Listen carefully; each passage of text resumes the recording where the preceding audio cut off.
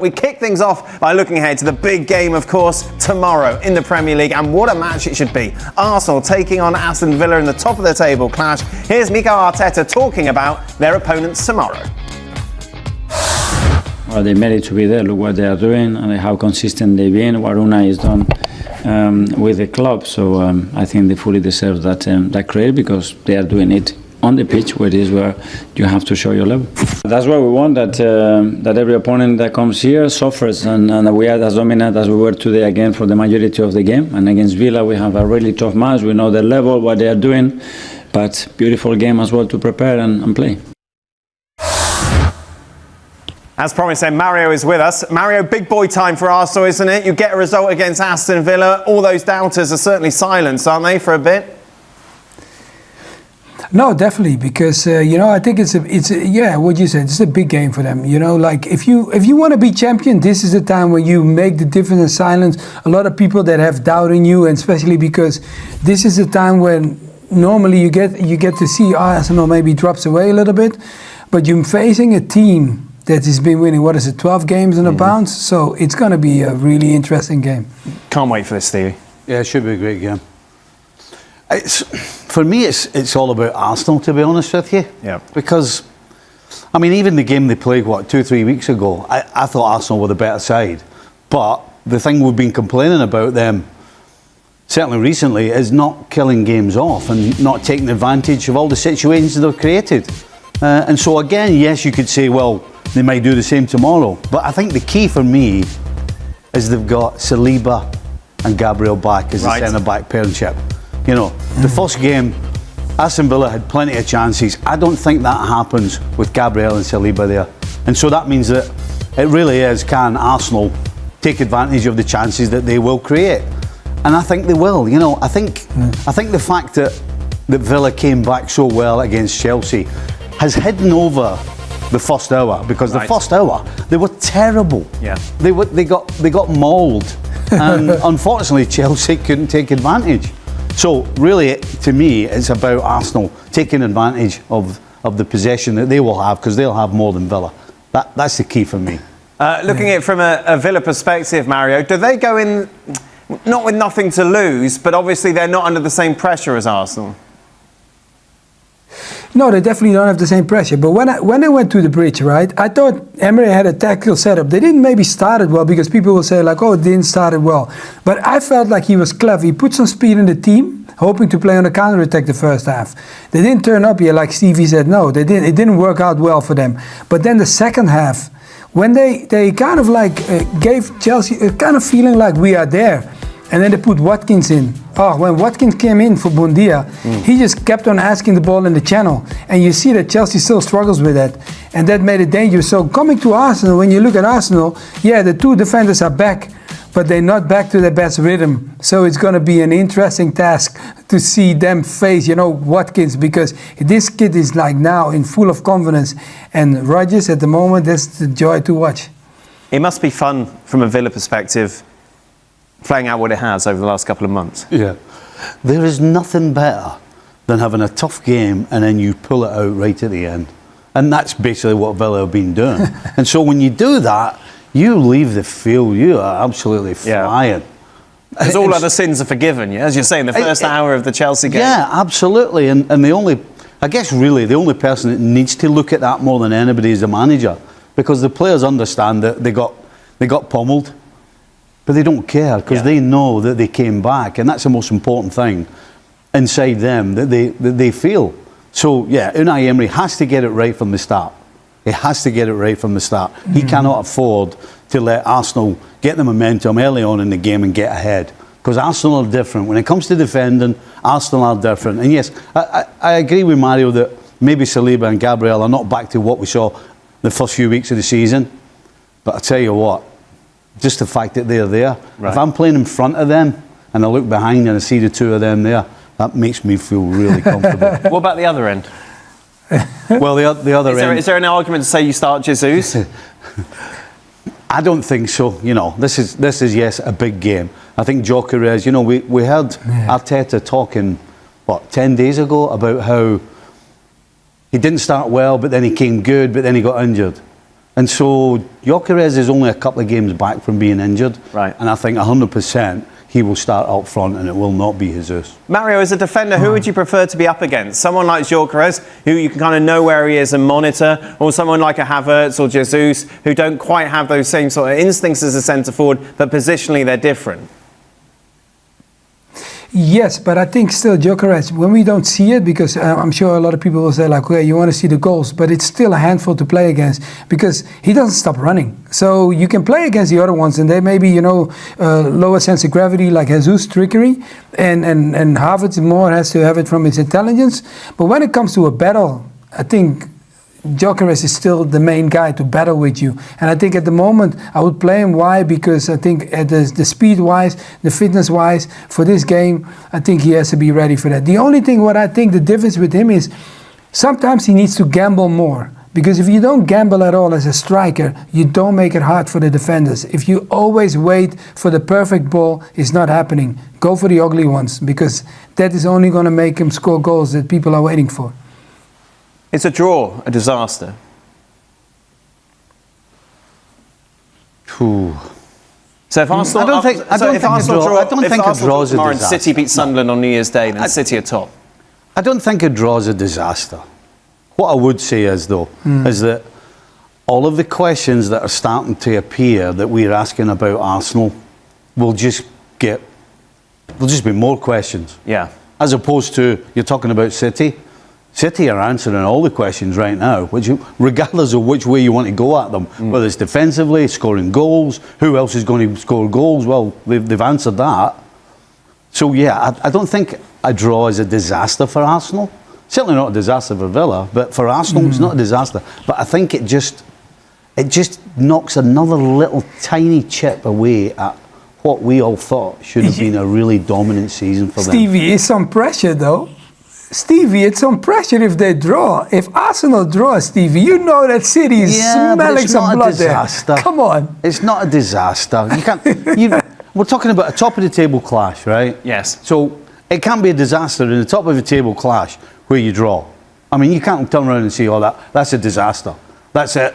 The title challenge is over." It's not. It just means that there's another tiny little chip that we will take out of Arsenal. And another tiny little chip that psychologically they will think about as well. Yeah. Mario, you think this could be more of a disaster than Stevie suggests? Yeah, because look, look, we when you want to become champions, and Stevie knows all about it, you understand?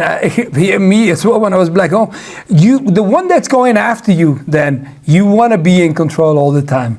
And that is, I think Arsenal wants to be in that seat, especially because they know all the eyes are on them, because they have more pressure than Villa. If it becomes a draw, Villa goes away with a smile, because they're thinking away from home, twice in London, and getting a draw out of it. There is a better advantage for Aston Villa. But for Arsenal, no, you're at home, you got to win this game if you want to be champion. Let's take a look at everyone's predictions, shall we? A familiar feel, certainly when it comes to Mario and Stevie's thoughts on how this game is going to play out tomorrow. Both going for 2-1.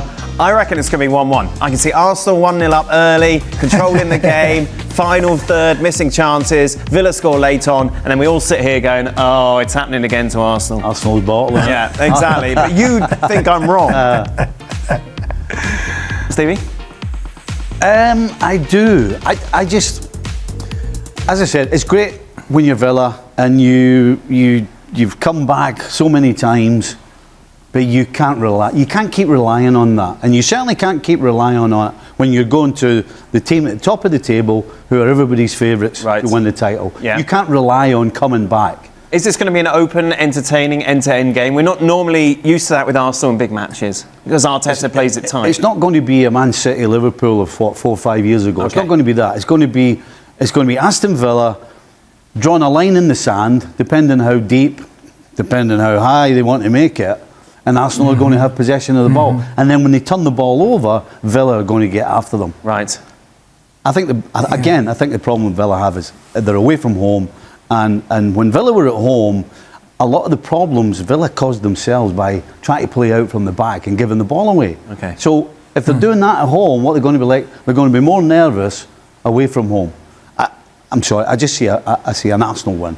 Mario, you've gone for the same scoreline, 2-1. Yeah, because I feel like, Arsenal is at home, and I feel that they first of all, like I said, they need to win, but I also feel like they will take the lead in the sense of, like, if Villa sits back, I think they can play the game better than the way Chelsea played it the first half.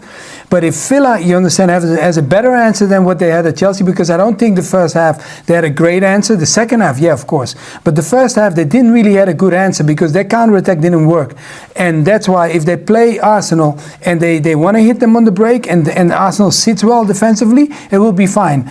But that is the team that can play they can pass the ball open and open them up. And that is going to be very important for Arsenal. They got to start well with good energy, because Villa, they peaked one time against Chelsea. Can they peak again? And it's two big games for them.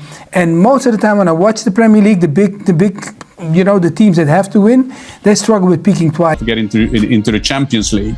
But if we know that Pep likes to start the season slow, or like that is a part of his management, he uses the first game as nearly as a pre-season, getting in there, winning games. And this game yesterday, I think that is a great symbol of the resilience, if that's the right word, of Manchester City. They go to Forest. If you saw the game, Forest were good. Jesus kept the ball up front. Anderson in midfield. There was like energy. There was enthusiasm. They had got a good goalkeeper. They have good old defenders blocking and getting the ball away. And still you manage to go away from there with 3 points. I think that is very worrying for Arsenal. It is tight at the top right now, Shaka, between these three sides. It is. And it's really tough to call between these two. And listen, Villa are in the race. I don't think there's any denying that. But I just wonder, with their squad, do they have enough to really go the distance? We know that at Manchester City, last season apart, tend to come better than everybody else second half of the season. And we're yet to see Arsenal kind of finish that off. My concern continues to be Arsenal right now have an inability, it seems, to blow teams out of the water. It doesn't matter who they are. We saw that against Wolves a couple of weeks ago, where they scored an injury time.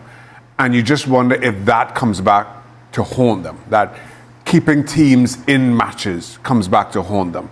Because again, we know that City, if they are anything like the City we saw 2 years ago and before, they aren't going to drop many points second half of the season. The counter to that is, this is Arsenal's blip. Every team, every season has to deal with a blip. And it's who deals with the blip best that gets the better of the other. So the counter to that is, this is Arsenal's blip, and yet they're still picking up points. They're still picking up wins, ugly wins, but they're winning. I am just concerned right now. I still make Arsenal very, very slight favourites. But less about City and what they're showing right now, more about their history and more about Arsenal's kind of inability to really run up the score and dominate games as I think they need to more consistently. Gab, quick thoughts on the title race before we move on? No, look, City probably have a higher ceiling, but I also, because there's more things wrong for City defensively in the Nico Gonzalez role. Reinders and Shirky give them another dimension. If they're not working, then it's ride the Holland train. But I just want to say this about Arsenal is David Raya, that save. I'm shocked that Xhaka didn't bring it up with the goalkeeping fraternity and all. If Arsenal win the title by 2 points or less, it's his face they need to plaster on the outside of the Emirates just as much as Declan Rice, Bukayo, or whoever else.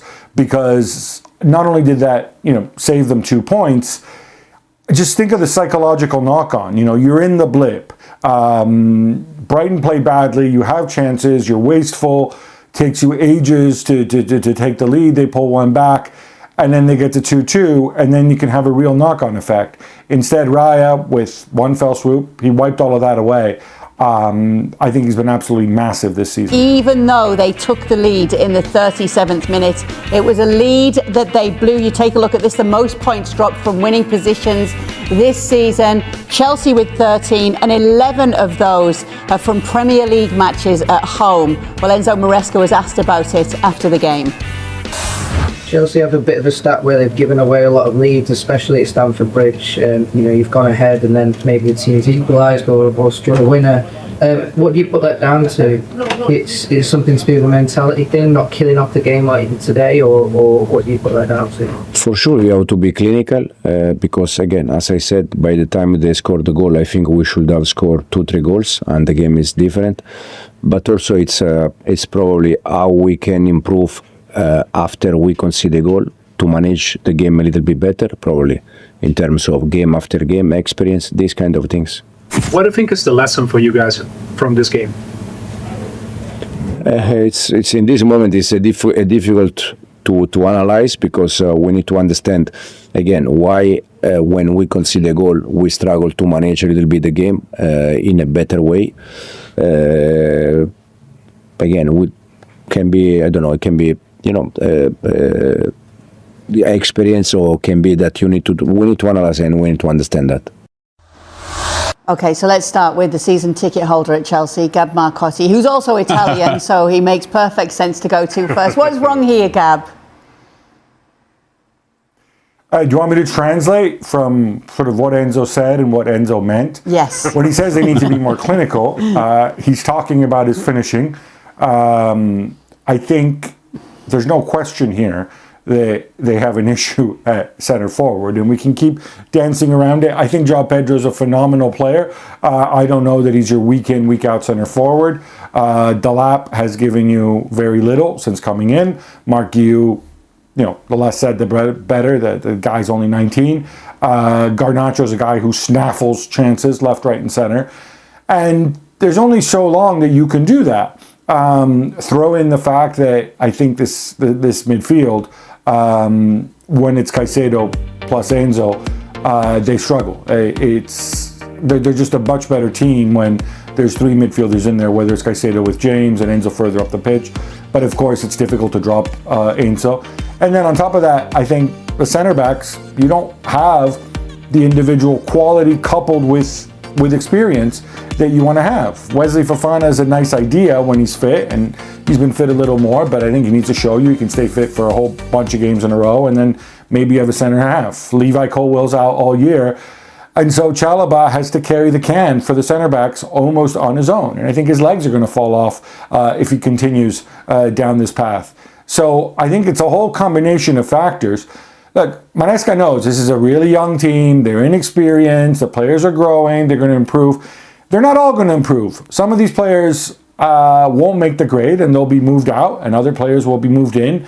And that's going to be the story, I think, every year. The problem is, he's kind of made a rod from his own back by finishing where they finished last year. And so naturally people expect them to get even better this year. It's a really, really big ask with this group of players, and I wonder, it's January. We always see Chelsea wheel and deal. I wonder if something they might need to do is Emmanuel Emega is supposed to come over from Strasbourg in the summer. I wonder if they don't, see if maybe they can't bring him over in January, because forcing João Pedro to be your week in, week out center forward, I think is too much of a stretch for him. Yeah, it's clearly the problem, Jan. They just need to spend more money. Chelsea do. Exactly, and it's unbelievable. This is a team that have spent billions of pounds. I mean, they could buy Big Ben behind Gab if they wanted to, with all that money, and they still don't manage to get a striker. I would think that when you want to build up a club, when you want to build up a winning club, yes, I know they're the world's best club, winning the Club World Cup, but except from that, they haven't managed to get in a striker. I mean, you don't have to be professor of head of recruitments to understand that Delap, Garnacho or Pedro, they won't score you 20 plus goals. There's no chance they will do that. And I will take the analysis. I would just say that I will just use the analysis that I always used to do with Dortmund. Because when you see Chelsea, and I think the stats you had there, losing points after winning or being in the lead, that is also a mental challenge. And when I see the Chelsea players, when I see their play, for me, it is the same bunch of players. When one go There's not one go down, 5 goes down. Typical Dortmund. Remember back in the days when they had all these same players in the team, and that is for me the biggest challenge for Chelsea right now. Same bunch of mental players in there. When the goals get tough, they just disappear. Go ahead, Gab. I just wanted to, I take your point about the strikers. That's why Emega is in the pipeline. He's at Strasbourg. Obviously, that's part of Blueco. I do wonder if maybe they weren't a little too quick in getting rid of Nico Jackson, who I thought improved a lot in his second season. But then again, if you're constantly needing to shift players around to balance the books and amortization and all that good stuff, you kind of paint yourself into a corner. What I would say about the center forward, 20 goals a season, I don't think Victor Gyökeres is getting to 20 goals a season and they could win the title. Pretty sure Ollie Watkins won't get to 20 goals a season. Lewandowski might, but he's really old and he's out of contract. So this idea that, you need a big strapping Jan Åge Fjørtoft type center forward to score you 25, 30 goals a season if you're going to win something, I don't think that's the case anymore. The problem is, if you don't have one, you need others to step up, and you need strikers who can contribute. And, Cole Palmer, he only has so many miracles in him, and the other guys, the other wingers, the other midfielders, they don't step up with goals regularly enough to kind of bridge that gap. I take your point, Gab. I just want to say that good that you compare with the other teams, because Arsenal, they got Declan Rice, and Martin Ødegaard, they got Saka. There's so many different type of players that can add to them, as you were saying. So yes, Gyökeres is good. But let's put it this way, if Jackson is the answer, we asked the wrong question. I mean, please. I mean, he would not have done that. And I know, Gab, we discussed this before on this show, that always a striker at Chelsea is the problem. But they need we talked about the stats when they're 1-0 up. They need a 2-0, as they did against Aston Villa. Ollie Watkins is a good example. He came from the bench at Aston Villa, doing the same for them. And this kind of a player is missing at Chelsea at the moment. And as you were saying, Palmer, there is just he can do 100 miracles, but he can't do 200. Well, let's talk about something that actually went against Chelsea in this game and maybe could have turned out differently had it gone in their favour. In doing that, certainly in today's game, once you keep that arm outstretched and it falls and hits your arm, I'm not sure how you excuse that. This didn't deflect off of anybody. This is a cross that came from 30 yards away. So for me, Chelsea have every right to feel aggrieved as to not getting a penalty, not being awarded a penalty from that. Gab? It's everything Chaka said. It's a penalty, and maybe he's not trying to gain an advantage, but he gained an advantage by having his arm stretched outside the silhouette of his body in an unnatural position.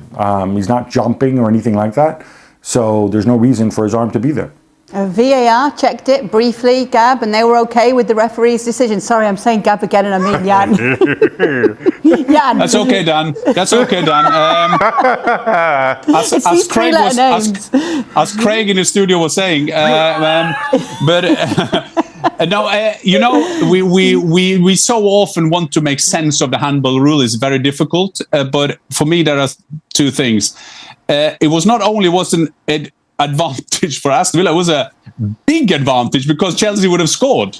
I mean, so it doesn't make any sense. Do I think that Maatsen tried to use his hand to get away? No, but he used his hand to take away a goal for Chelsea Football Club, and for me, that is a clear penalty. Okay, so all agreeing on that one, whatever your names are. Leandro Trossard proved to be the perfect antidote to Arsenal's attacking frustrations, following Mikel Arteta's candid remarks about Victor Gyökeres. Gyökeres may have struggled to truly impress since his summer arrival at Arsenal, but over the weekend, there was finally a glimpse of what he is capable of.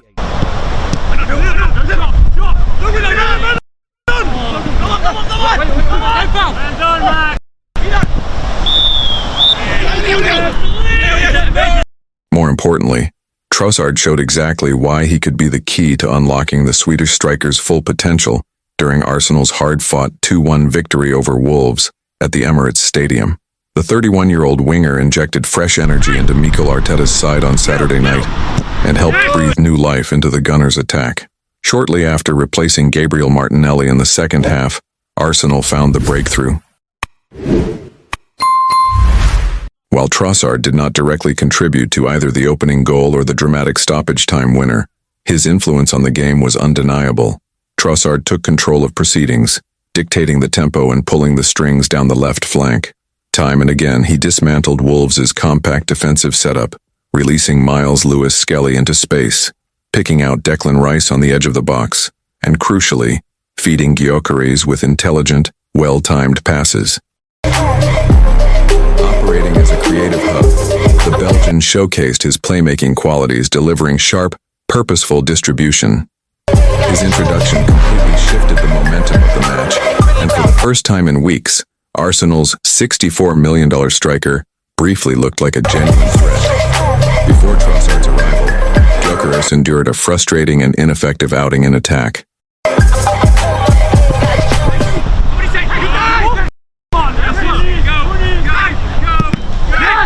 In fact, the Belgian was the only player to carve out a clear-cut opportunity for the 27-year-old forward, slipping a simple yet incisive ball in behind the Wolves' backline. Gyökeres controlled the pass, beat his defender, and aimed for the far post. Wolves goalkeeper Sam Johnstone was beaten, but the Swedish striker saw his effort agonizingly drift just wide.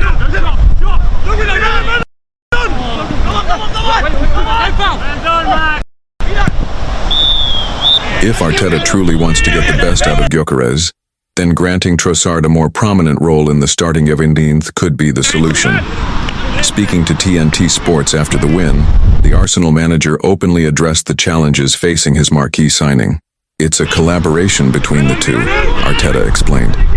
"He was in some really good positions, but the ball didn't arrive quickly enough, accurately enough, or with the precision a number 9 needs to score."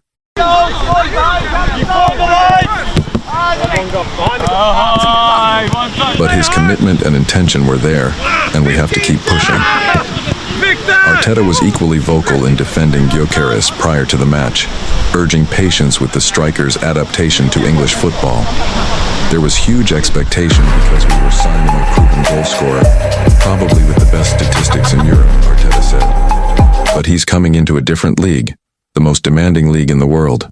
What happens if he doesn't score in 5 or 6 games? That was the only question I asked him. How are you going to react if you don't score in 5 or 6 matches? Can you handle that? And what about the next 100 games? That's what people need to see. The sample size is still very small, so leave him alone. Let him do what he does best. Support him, and I'm convinced things will come good."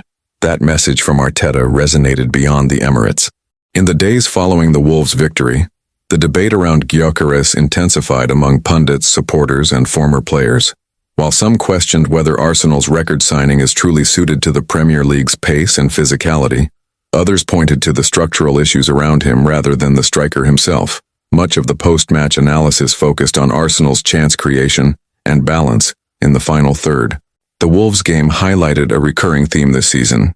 Gyökeres often makes the right movements, but the service into dangerous areas has been inconsistent. When Trossard entered the match, that problem briefly disappeared. Arsenal suddenly looked more fluid, more unpredictable, and far better equipped to supply a traditional number 9. Former players speaking on television and radio were quick to note the contrast. With Trossard drifting inside and linking play, Arsenal's attacking shape became more compact, allowing Gyökeres to stay higher up the pitch and occupy central defenders. That, in turn, created space for midfield runners like Rice and Ødegaard to arrive late in the box. It was a glimpse of an attacking formula that Arsenal have rarely sustained this season. The reaction from supporters has been equally divided. While frustration with Gyökeres' goal return remains, there is growing appreciation for his work rate, physical presence, and willingness to press from the front. Many fans now see Trossard as the missing connector, the player who can translate Gyökeres' movement into genuine scoring opportunities. Internally, Arteta faces an important decision. Persisting with a front line that isolates Gyökeres risks damaging the striker's confidence, especially with tougher fixtures on the horizon. At the same time, promoting Trossard to a regular starting role could mean reshuffling wide positions and reducing Martinelli's minutes, a bold call that would not come without consequences. Yet football at the highest level often comes down to chemistry rather than reputation. The Wolves match suggested that Arsenal's most expensive signing may not need drastic changes to his own game, but rather the right supporting cast around him. If Arteta embraces that idea, Gyökeres's slow start could soon be remembered as nothing more than a difficult adjustment period. For now, the pressure remains. Goals will ultimately define Gyökeres's Arsenal career, and patience in North London is never unlimited. But with Trossard offering clarity, creativity, and calm in possession, Arsenal may finally have found the key to unlocking their striker and turning promise into consistent production.